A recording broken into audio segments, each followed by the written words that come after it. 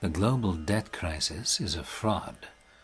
The bankers would have us believe there's just not enough wealth to feed the hungry, not enough economic growth to create jobs, not enough money to pay global debts or to deal with climate change, not enough gold to back our money with something real. It seems there's only enough money to keep paying interest on massive debt to the bankers themselves. The truth is, there's more than enough for everyone, and the bankers have known it for a long time. They decided, long ago, to keep that to themselves. But now, their cover has been blown.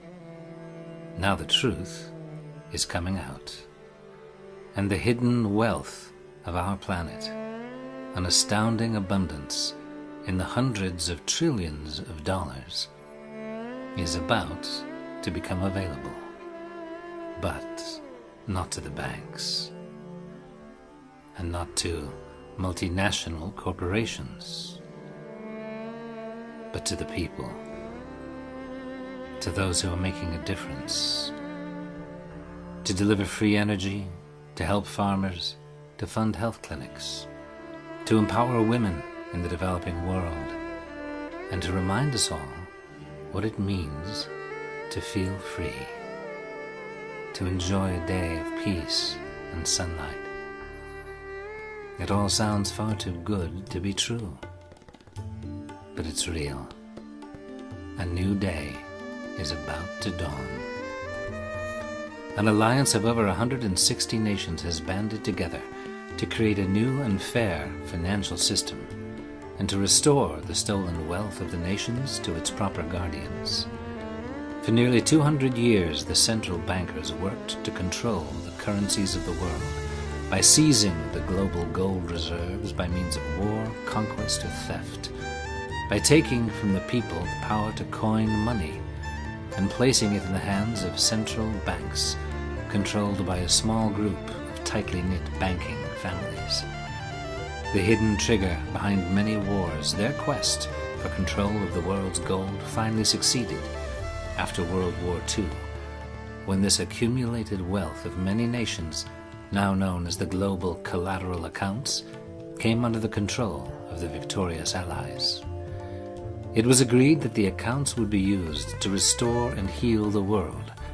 President Sukarno of Indonesia, where much of this gold was hidden, became trustee on behalf of the nations of the world to guard this fund so that it would benefit mankind. But the bankers had other ideas. The fund was secretly abused by the elite and used instead to foment wars, to topple governments, to fund top-secret projects removed from the people's knowledge. In 1963, John F. Kennedy quietly worked to put the Federal Reserve out of business and return the control of currency to the American people. In Geneva, Switzerland, he signed the Green-Hilton Memorial Agreement with Sukarno to borrow funds from the global accounts to back new Treasury dollars and remove the power of the banking families to control America's destiny. On November 11th, 1963, he signed Presidential Directive 11110 to authorize U.S. Treasury silver certificates, a direct move against the central banker's power. 11 days later, he was assassinated in Dallas, Texas. In the years since then, the banking families seemed on the brink of taking final and complete control of human destiny, and promoted with shocking frankness a vision of a planet depopulated to a more manageable number of about 500 million. But the human spirit has proven more resilient than they knew. A generation of brave new voices began to seek the truth behind the facade, and the emergence of the internet allowed a flood of previously hidden information to reach the people. In late 2011, David Wilcock revealed to the world a groundbreaking lawsuit filed against the banking interests, and the world first heard the name Neil F. Keenan, an international businessman who had been appointed trustee of 134 billion in bonds by a group of powerful Asian families. When these funds were stolen by certain factions of the banking cabal, Keenan saw it as his responsibility to recover them on behalf of the rightful owners, and he followed one piece of evidence after another until the trail led to the Sukarno Trust, to Indonesia, and to the truth about the stolen wealth of mankind. At Monaco, in the fall of 2011, an accord was reached by a group of non-aligned countries, now more than 160 nations, to unite against the Western oligarchy to create a new financial system using asset-backed currency and anchored by the newly freed global collateral accounts. Upon the signing of the agreements, the assets will then be released to the Keenan Group to help guide this inheritance of mankind and free it from oligarchic control which hijacked it not once, but twice over the last 60 years. The agreement will finally free Indonesia to thrive, as President Sukarno, elected by the world as M1 monetary controller, had anticipated through the establishment of humanitarian projects using the global collateral accounts.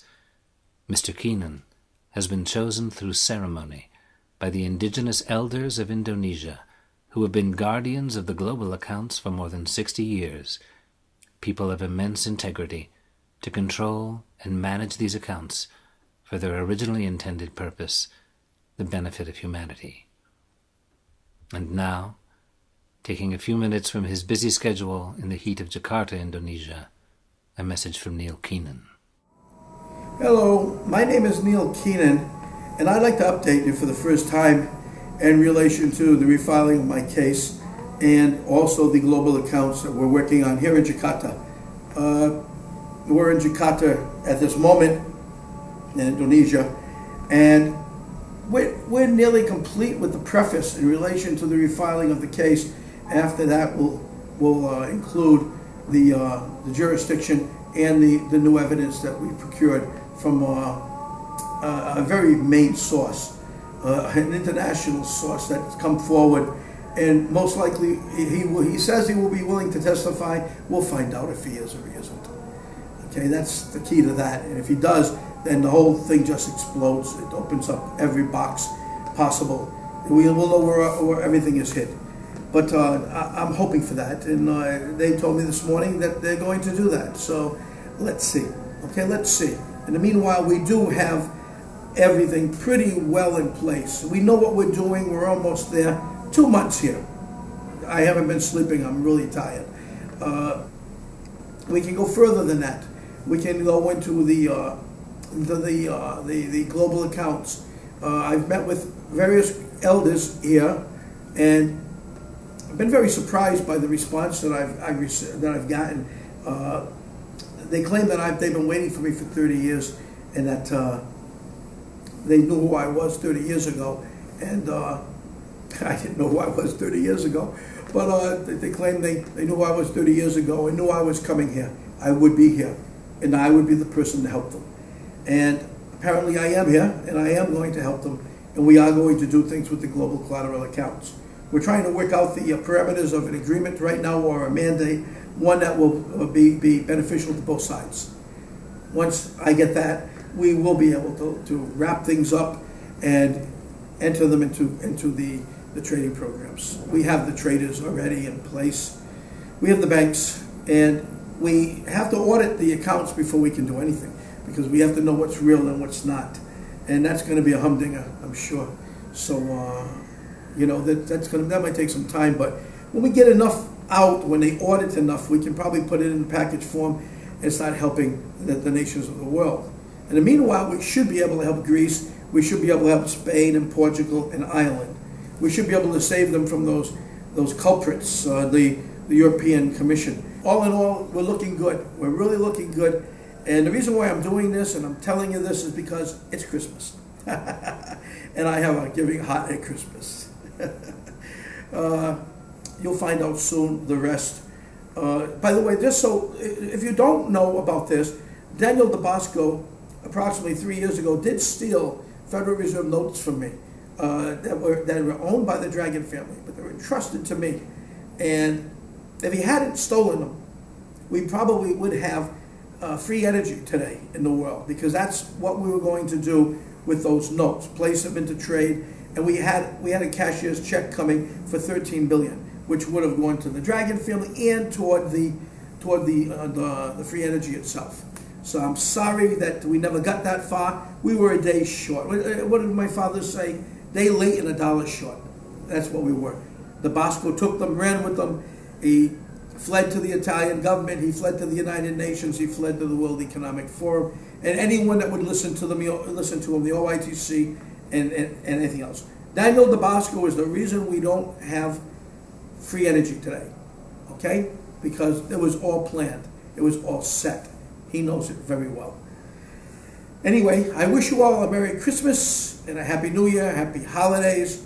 Enjoy your turkey or whatever it is you're going to have. And I hope right before Christmas we have an announcement to make.